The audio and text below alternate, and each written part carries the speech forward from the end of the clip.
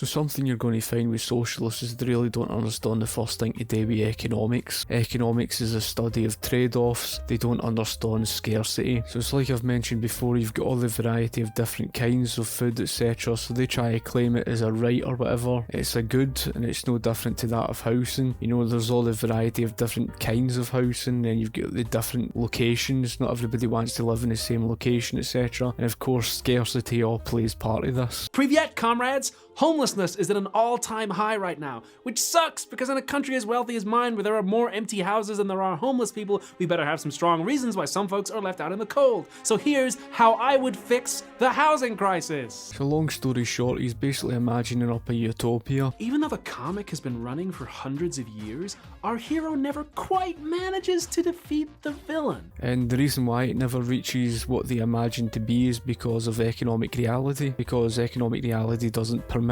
what they dream up of. Every time our hero pulls out an amazing new gadget or shows off a cool new power or makes a new ally, he never quite manages to overcome the master of mortgages. That is to say that you're always going to be faced with scarcity, and scarcity isn't something you can just wish away. Fans of the housing market series have been wondering for centuries how it is that the story never quite reaches a climactic conclusion. If you've got a far greater demand than what's actually available, then of course you're going to be faced with such an issue. And it's like I've mentioned before with regards to Thomas Sowell, he does an excellent job when he explains about prices. Not just a case of prices being there to allocate resources efficiently.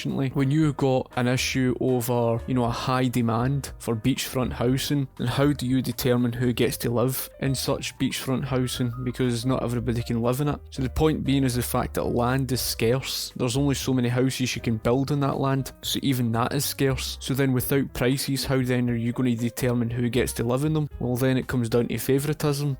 That's the whole purpose of prices, is to ration what is scarce. The reason I think that housing market has never quite managed to defeat housing crisis is because they're actually one and the same character. Dun dun dun dun! We know that housing market and housing crisis came to Earth at almost the exact same time. Way back when the comic started in the Industrial Revolution saga, characters were already referencing this mysterious villain. Coincidence? Their entire worldview of the Industrial Revolution is laughable to say the least. What was the population before the Industrial Revolution? The other issue is the fact that what were they living in? The living conditions, etc. in the Industrial Revolution were horrid, but it was actually an improvement to where they came from before. And they've got a very romanticised worldview of what life was like before the Industrial Revolution. In other words, their entire worldview of everything is just completely skewed. What does housing market actually do? Well, he distributes homes to people who can afford them. He encourages developers to develop more. He lends money to people so they can get on the property ladder. Hang on. Those are all the exact corollaries of the villain's powers. Distributing homes only to people who can afford them is just the other side of the coin of housing crisis power to raise rents and increase house prices. Encouraging developers to develop more is what led to the birth of gentrification, one of the series' darkest secondary evildoers. And lending money to buyers was the basis of the villain's plot in the 2008 storyline Crisis of Infinite Subprime Mortgages. The very cause of why the crisis occurred was the manipulation of the market, not the market itself. If you left it down to capitalism, that crisis would not have occurred. The crisis occurred because of their control and manipulation through the use of socialism to control interest rates below market value. Of course, they issuing out the cheap credit to that of the likes of the subprime borrowers. And of course, they were getting away with selling off to the investment banks, lending institutions. And the investment banks were protected as they had the risk removed from them because of socialist government subsidies. So again, socialism is actually the main cause of why the crisis had occurred. I've covered that in a 2008 financial crisis video, which you can check out. The market's got absolutely nothing at all today. We manipulating the market through controlling interest rates, etc. Since the comics began, the homelessness ray has claimed countless characters and struck fear into the hearts of countless more. But here's the thing, we already know that it's canon in the comics that there are more empty houses than there are homeless people. So if the characters in the comics really wanted to, they could end the homelessness ray overnight by just expropriating all his empty properties. Expropriating is basically speaking about theft. I think, yes, there is an issue with the homelessness and that should be dealt with. You should allow supply to keep up with demand, and the only way that you're ever going to do that is deregulating the housing market. Now, quite convenient given the fact that you're seeing an immigration crisis and of course the housing list, and this is due to government's faults. When demand suddenly and unexpectedly decreases, it leads to a sharp decline in housing prices. Well, they end up putting the immigrants that come flooding in first before that of their own homeless veterans, etc. But who is it who actually prevents them from doing that? Whose powers, although wielded in the name of justice and fairness, actually prevent properties from being given away for free even when there's an abundance? If that was the case, the price would fall, not drive up. The price is driven up because there's a shortage, because demand far exceeds the supply available. He says that there's a large availability of housing. No, there isn't. Plus the fact you've got people who may live currently in housing that might seek to be moving, and people who may be living with their parents or living with their flatmates. They might be looking for their own house. He doesn't take all these wee things into consideration, so the demand is actually far greater. You see how linear thought process the socialist mind works? Part of the problem, like I stated, of fixing the interest rates below market value ended up spiking demand. So demand soared out of control, so that created an even greater problem. And then in top of all of that, you've got the inflationary issue caused by his socialism that took away the free market money and imposed upon the market a currency that we didn't even ask for. Isn't it awfully convenient that housing markets' powers are never enough to defeat housing crisis? Well, in fact, they can't. You can't sell or build your way out of a crisis of distribution. So that means that all of housing market's allies, all those supporting characters, like the politicians who try to boost his powers of building new homes or encouraging first-time buyers, are approaching the problem all wrong. And there you have it, folk. Socialists don't even understand the first thing to do with prices and the laws of supply and demand. When you've got a far greater supply of something available, let's just say for argument's sake that supply was far greater than the demand, the housing prices would dramatically fall. That's the very reason why when you looked at Detroit that turned into a ghost town, the housing was dirt cheap, because nobody wants to live in it. That's the very reason why, because the supply available is far greater than the demand. So what does that tell you? It tells you the fact that he doesn't even understand the laws of supply and demand. So yes, the government's right in the sense that you need to build more houses. That's how you solve the problem. These are the same people, by the way, who say to you that you're a racist because you oppose the immigration crisis. But meanwhile, that large quantity, and at the time it was about 350 odd thousand people flooding in every year. I remember Nicola Sturgeon, it was in the 2015 general election, she said that for 350,000 people flooding in, she would build 100,000 homes per year. The demand is far greater than the supply. These people honestly don't even understand the first thing to do with that. They're missing the key piece of evidence in the comics that there are enough homes already, so it's not a problem of supply, it's a problem of willpower. Again, that's just a misunderstanding to do with prices. He doesn't understand the laws of supply and demand, folk. Higher prices in the market signify that there's a scarcity. For him to turn around and say that you've got a housing bubble, that you faced a housing crisis, and then say that you've got an abundance makes no rational sense. He doesn't even understand what he's talking about, because if that was the case, then the price would be falling. It's unbelievable how economically illiterate these people really are. It's not about how many homes are made, it's about how they are made, i.e. as commodities to be bought and sold.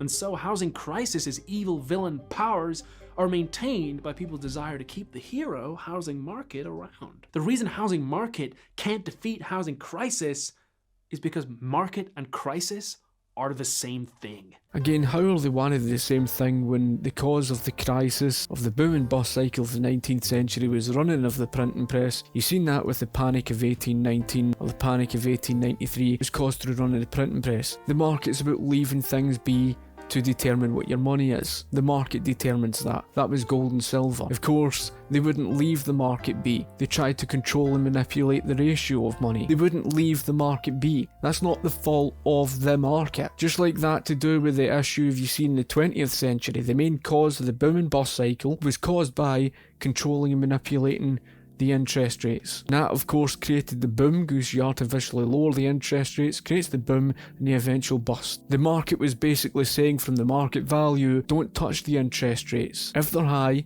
it means you should save more. But of course, they completely ignore that. They actually control and manipulate the interest rates and then say, oh, look what the market caused. Now, before we go any further, I have to address the elephant in the room.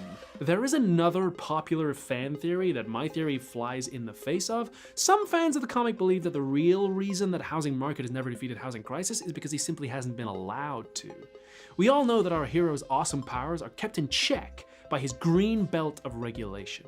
And maybe, just maybe, he could defeat housing crisis if only he was allowed to take off the belt and unleash his true power. After all, as long as he wears it, his powers can wax and wane, and property developers can't always count on the stability of his heroism. But here's the thing, guys. That already happened in the comics. Over 100 years ago, during the Industrial Revolution saga, which was set in England, housing market's green belt of regulation was a lot weaker, only housing crisis wasn't defeated. If anything, he got even stronger, because most of the properties housing market was providing were dangerous, even deadly, being built mainly out of cheap materials. So folk, he's going on about a different time period of the Industrial Revolution to that of today, and the standards of people today is obviously far different to back then, so it's an irrational argument to compare today's standards to the standards back then. The living conditions were pretty awful. I don't think anybody would ever deny that. But if you were to compare the living conditions of people in the 1840s to that of people living in the hovels 50 years prior to then, there was actually an improvement. Now, the British Industrial Revolution was dominated by mercantilism. Britain was rife with mercantilism, with all the protectionist tariffs and subsidies, etc. Unquote. The first and probably the most important subsidy of history is land theft, by which peasant majorities were deprived of their just property rights and turned into tenants forced to pay rent based on artificial property titles of state-privileged elites. Of course, all such artificial titles not founded on appropriation by individual labour are completely illegitimate. As Ludwig von Mises pointed out in Socialism, the normal functioning of the market never results in a state of affairs in which most of the land of a country is owned by a tiny class of absentee landlords and the peasant majority pay rent for the land they work. Wherever it is found, it is the result of past coercion and robbery. Off quote. So again, folk, it's really down to a question of the market entrepreneurship and the political entrepreneurship with regards to the subsidies and the mess that they created. How was the industrial townhouses built? When you look at this period of history, he's saying it was in the absence of strong government regulation, therefore, oh well, this is the reason for why there's such shoddy houses built or whatnot. That's not necessarily the case. It's just like saying, well, the reason why there was these shoddy railroads in the United States of America, what we call railways, he's basically trying to say, well, it's because the market wasn't strongly regulated. Well, if that was the case, then how did James J. Hill manage to build successful railways? And the same thing goes for the roads, etc., which is the turnpikes, or the steamship industry. Why did Cornelius Vanderbilt give his competitors a showing up? The only difference was the likes of Cornelius Vanderbilt and James J. Hill were actually at a disadvantage because they weren't getting subsidies from the government. Despite being at a disadvantage, they were actually far greater with their efficiency over how they built things and ran their business. So there's the problem. He doesn't look at the bigger picture. He just assumes that just because there was these shoddy built houses or whatever, then somehow this is to blame on the lack of government regulation. All this was covered in the work of huge comic book lover and nerd bro Frederick Engels. And for more on why the laissez-faire fanboys are reading the comics all wrong, here's awesome nerd and comic book genius Mexie to talk about the series #1 sexiest character. Thanks, Niall. I just get really worked up about this laissez-faire fanboy theory that shedding the green belt of regulation is the key to defeating housing crisis.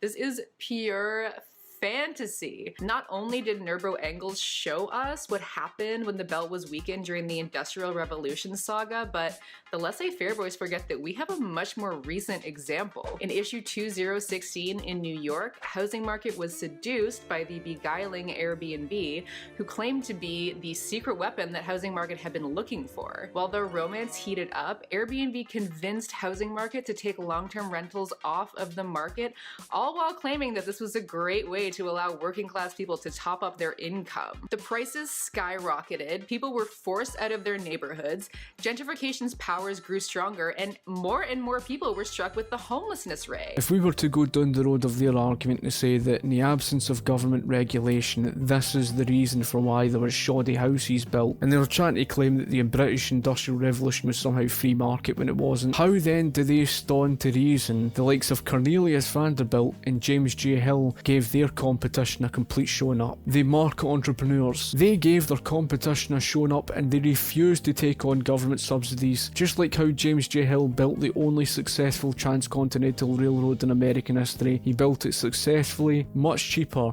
and of course quicker. He built it with better materials. By their logic, James J. Hill would never have been able to succeed in doing this because he never had the government funding to do so. I mean, how often have you heard these people say, well, in the absence of the government taxation, you wouldn't have any roads or anything like that. You know, without government regulation, it would all be inefficient. This contradicts their narrative. The hundreds of competitors who took on the government subsidies, they were all inefficient. They all faced bankruptcy. Those who refused to take on the government subsidies, the market entrepreneurs, they were running efficiently. How then do they explain that? Because by their logic, there would not have been such success from them. So they're just basing it in a linear thought process to say, in the absence of government regulation, this must have been the cause. This must have been the reason for such inefficient housing being built. Where's their evidence to suggest otherwise? In my ideal ending to the series, Housing Market's allies learn the awful truth that he's secretly been the villain all along. And in a climactic showdown, they throw him into the vortex of the property force, killing Housing Market forever. But since Housing Crisis draws his evil power from poverty and homelessness, killing Housing Market and destroying the property force doesn't automatically make those things go away. Instead, all those other supporting characters have to come together and do what they always hoped their old hero would. Build something new. Is his solution really going down the road of, paying people a wage? And if not, is it going to be moneyless? How's that going to work when faced with the economic calculation problem on either side of it? You've not got the information of prices to allocate resources efficiently, etc. The issue being is the fact that if you're going to go down the road of paying people a wage, which most people want, then of course you're going to have money to pay for all of that sort of stuff. They're going to be left running the printing press, like I've touched upon numerous times before, and they're going to be the ones that are going to create the hyperinflation. And like I says, that's not the fault of the market of what you're seeing today. When you compare how houses were built in the 1800s, compare that to today, obviously there's going to be a difference. What would happen to all the properties that Housing Market used to watch over? What would happen to all the little side characters, like the landlords? Well, with the property force destroyed, there are no more landlords. And really, I think a lot of fans of the series would be happy with that change. It's not like landlords are a super popular character right now. I mean, they've been around a long time, sure, but it's not like they have any cool powers. These people just don't even understand the first thing to do with prices. They think it's just a case, price just drove up because of greed. Why else do you think when sporting events come along, perhaps it's in a specific area, just at that specific time period, why do you think hotel prices, etc. drive through the roof? Do they think that, hotel prices, etc. just drive up simply because, it's just to do with greed? It's because the demand far exceeds that of the supply available of placements. They don't understand anything to do with the laws of supply and demand. They honestly think they can argue with it. And with no landlords, estate agents, or property developers, gentrification loses all his powers too. We might even see reverse gentrification as folks from poorer neighborhoods move into empty homes in ritzy neighborhoods that previously nobody could afford. But Niall, if that's the case, then who owns all the properties? Well, that's the awesome bit. Nobody does. If nobody owns property, then of course you wouldn't be able to own your house. This goes down the road of no private ownership of property. You end up being a slave to that of the collective. There's no will for people to live because they can't work for the fruits of their own labour. That's essentially what that means. And in the real world of collectivism, it always ends with totalitarianism, where a state rules over you, not the ideological nonsense that they're feeding you with. In order to get rid of the private sector. In the real world, you need the state to take you there, and the only way that you're going to get rid of that totalitarian government after that, violence. And you're going to be the loser, because the one that owns the police, the one that owns the military and everything, is the state. All you're going to be is a slave to that. You know what that means? That means that if a character in the comics has a job that they hate, or their boss is an asshole, or they need to take time off of work to care for a relative, or paint a painting, write a novel, go on a protest, join a union, get involved in politics, they can do it. They can say, screw you, I don't need your job anymore, because I don't need to make rent, because there is no more rent. Wow, folk. How do these people think food reaches the shelves of your supermarkets? Do they think it just magically, just appears there? Do they think that, these businesses just magically operate themselves? No, it actually gets there because people work for a living. It's just, honest to God, folk, I can't even make out just how infantile that really is. It's every bit as infantile as someone saying that working for a company is slavery.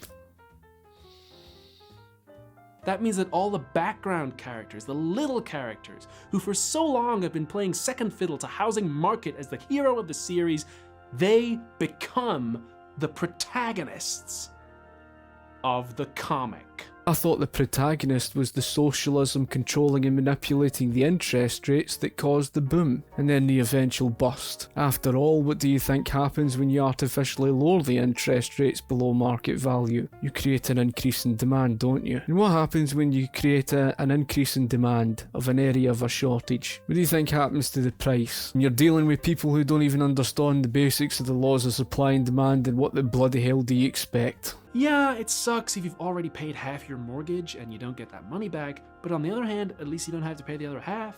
And at the end of the series, with the property force destroyed, who would the big losers be? Rich landlords, banks who got people into debt, and people who were using property to launder money. The very same villains who've been allied with Housing Crisis from issue number 1. How the hell can they be allied with the market when the market stands against everything they stand for? When it comes down to the issue over the market's all in favour of the free market, leaving interest rates be to the market to prevent the boom and bust cycle. That is, of course, if you understand the Austrian business cycle that explains the cause of this entire crisis. The crisis itself was caused by Keynesianism, by pump priming. What did the market have to do with this inflationary problem? That is, of course, if you understand what the inflation is. The market was to do with the gold standard, son. Do you know what the gold standard is? That isn't paper. Where is the gold standard? Oh, that's right, you've not even got an answer to that one, have you? I wonder why that might be. The market didn't ask for a paper currency. What do you think happened when you were running the paper currency, creating an inflationary problem? What do you think happened to housing prices then, through running the printing press to pay for all your pump priming, to encourage government borrowing and spending, and all your wonderful lowering of interest rates to encourage increase of consumer spending during an area of a crisis? Exactly. The market was against all of that. So how the hell was the market the ally of it? Some fanfiction writers like to imagine that the state could take over some of housing market's powers, but that's kind of already been explored in an alternate universe run of the comics set in Russia, which remains pretty controversial, even among fans. Although another comic book writer called Hugo Chavez wrote his own spin-off series set in Venezuela, where he used the state to recognize small teams of Venezuelan superheroes called communes, and gave them the power to expropriate and administer property. Folk, if you look into the history today with that of Venezuela under Hugo Chavez, we're practically operating like that of private owners. And of course it contradicted their very belief. Communal ownership just basically means, like he explained earlier on, you don't get to own anything. You're basically a slave to the collective. That's essentially it. It's the true face of socialism. That left the communes to do their own thing without the state getting too massive and bureaucratic, but still gave those small teams of superheroes some backup and legal legitimacy when they needed it. It also meant that the powers they had were hard to take away again. If all the powers of the property force had transferred to the state, then all it would take is one bad election, and the bad guy gets resurrected. Is he having a laugh? Venezuela has been a dictatorship, even under Hugo Chavez. What was stopping Hugo Chavez from taking ownership? How the hell do you think he managed to nationalise the energy sector and everything? He's simply done it through force. He's trying to say that the state didn't have the power to do so. That was the case then, it wouldn't have been able to do that with the energy sector. Although, speaking of the global south, it is maybe worth remembering that we are talking here mainly about countries that are already really rich, enriched by colonialism and exploitation abroad that has yet to be remedied. I mean, the reason London has a lot of that extra housing stock is because it was a huge industrial centre, and it was a huge industrial centre mainly because it was a city through which imperial plunder flowed for centuries. So this is rubbish, folk. If you look at 1756 to 1815 with the 70-year wars, you've seen between 1780 to 1820 the real wage earning growth rate increase by 0.55%. Now, the reason why there was a slower real wage earning growth rate in this period to that of 1820 to 1850, where you've seen a real wage earning growth rate of 1.2% on average per year, simply because of the fact that the wars had came to an end. So in other words, as history has proven, the freer the market's been, the more productive it becomes, and therefore the faster the real wage earning growth rate. He's trying to claim, as if to say, the reason for the growth of the Industrial Revolution was because of the heavy government intervention. Well, if that was the case, then going back 2,000 years all the way up to the period of 1750, we will say, why the hell did you see a stagnant economy then? Stagnant growth. In other words, there was barely any difference between 2,000 years ago to that of what you saw of 1730. Life was practically the same. There was barely any growth at all. Why the hell did you see a sharp increase of growth? If that was down to government, then why didn't you see that before then? Because if by that logic you would have seen that happening in every other century before then. Okay then, so explain the United States of America then, because they certainly never got it from war abroad, and they most certainly never got it from, fighting wars that cost. Breaks down to this whole argument on the broken window fallacy. They don't understand the broken window fallacy. You're actually poorer as a result of war. You're not richer. And that's the thing, even when you talk about slavery, it's another thing that was a hindrance, making things up as it goes along. It's the usual communist garbage. To say that the reason for the growth in the Industrial Revolution was something to do with government and somehow stealing from other countries, etc., which is utter garbage, because how then do they explain the faster growth when free trade opened up? And it's like I said, I mean, you can even check out my video on the housing crisis in relation with the financial crisis of 2008. Like I said, you cannot blame the market for the fault of trying to control and manipulate the market. It's as if to say the market value is somehow the exact same thing as controlling and manipulating the interest rates. I mean, how stupid do you honestly get? Anyway, folk, if you've got anything you'd like to add in, comment in the comment section below. And of course, be sure to like the video and share the video, and I'll be sure to get back to you. Thank you for watching. I shall talk to you later. Cheers.